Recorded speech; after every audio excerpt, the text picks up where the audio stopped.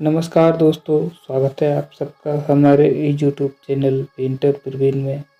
तो दोस्तों, आज की इस वीडियो में हम आपको ABCD कैपिटल लेटर्स में लिखकर दिखा रहे हैं। तो दोस्तों, अगर आप चैनल पर पहली बार आए हो, पहली बार हमारा वीडियो देख रहे हैं, तो चैनल को सब्सक्राइब जरूर करिएगा।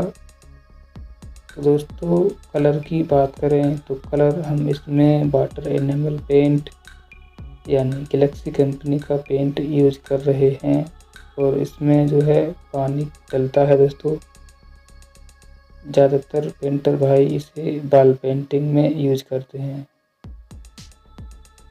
तो दोस्तों, मैंने प्लास्टिक का ब्रश लिया है। दोस्तों, 8 नंबर का ब्रश है, इसी से मैं पेंटिंग कर रहा हूँ।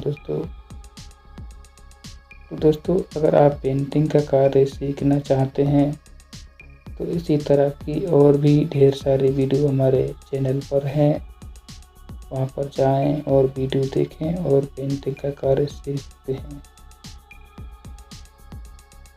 तो दोस्तों, वीडियो को लास्ट तक देखिएगा, क्योंकि अगर आप स्किप करके वीडियो देखते हो तो आपकी समझ में नहीं आता दोस्तों। इसलिए आप वीडियो को बारीकी से देखें ताकि अच्छे से समझ आ सके। तो दोस्तों, मिलते हैं अगले वीडियो में।